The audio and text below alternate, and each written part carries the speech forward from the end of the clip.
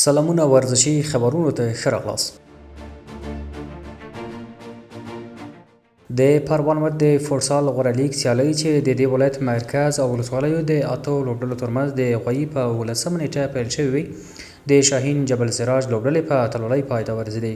په دغه سیالیو کې شاهین جبل سراج، عقابان، امید میهن، صادقي، ستاره اګان، ساحل لغمانی او ارمان میهن لوبډلو ګډون درلود. د یادو سیالیو فاینل لوبه د شاهین جبل سراج او عقابان لوبډلو ترمنځ وشوه چې د 6-5 ګولونو په توپیر د شاهین جبل سراج لوبډلې په ګټه پای ته ورسېده. د دغه سیالیو د ترسره کېدو موخه ورزش ته د ځوانانو هڅول او د پروان د مرکز او ولسوالیو د ورزشکارانو ترمنځ پیوستون دی. په پای کې ګټونکو لوبډلو ته کپونه او غوره ورزشکارانو ته مډالونه او تقدیرنامې ورکړل شوې.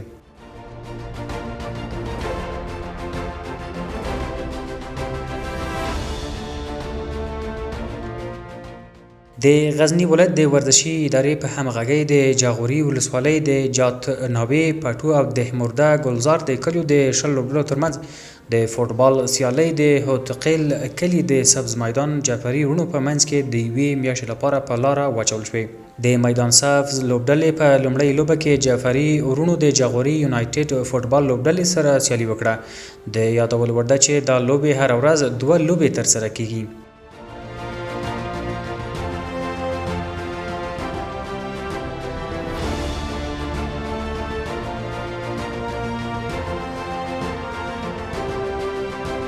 د منځنۍ اسیا د 10 کلونو ځوانانو سیالۍ د ازبکستان په اتلولۍ پای ته ورسېدې.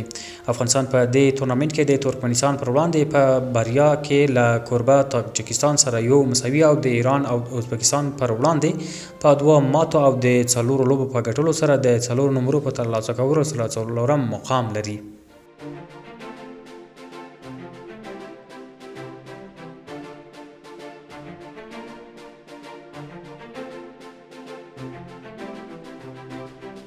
د اسیا د مرکز د 10 کلونو سیالیو د پای په مراسمو کې اشرف حسین زاده د منځني ریفري په توګه او سید ننګیالی سادات د معاون ریفري په توګه د کافف سیالیو د قضاوت او په بریالیتوب سره د ګټون په خاطر ستاینلیکونه ورکړل شول.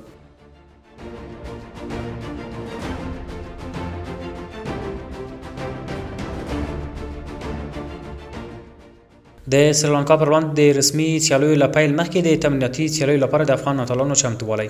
د افغانستان د کرکټ ملي لوبډله د دریو یو ورځنیو نړیوالو سیالیو لپاره د مې په 22مه نیټه سریلانکا ته روانه شوه. د افغانستان د کرکټ ملي لوبډله د جون په 2مه، 4مه او 9مه نیټه له سریلانکا سره 3 یو ورځنۍ لوبې کوي.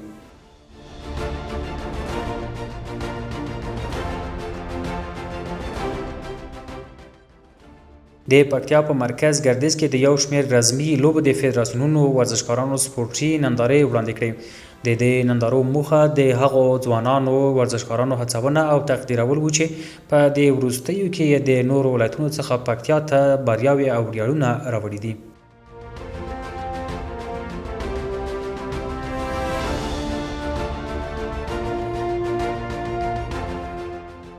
د دورتموند 19 کلن ستوری په دې وتوانید چې د بونیس لیګا فصل د غوره لوبغاړي لقب خپل کړي.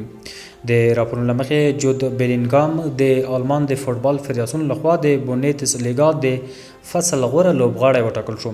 د دورتموند 19 کلن ستوری په دې فصل کې ښه کارکردګي لرله او په 42 لوبو کې 14 ګولونه او 9 اسیسټونه ثبت کړي دي. بلینګام وکولای شول په 19 کلنۍ کې د کپتان بازو بند واغوندي. انګلیسي ستوری چې د لیګ په کړکۍ کې به یو له خورا مهم لوبغاړو څخه وي، ډېر احتمال لري چې ریال ماډریډ ته لاړ شي.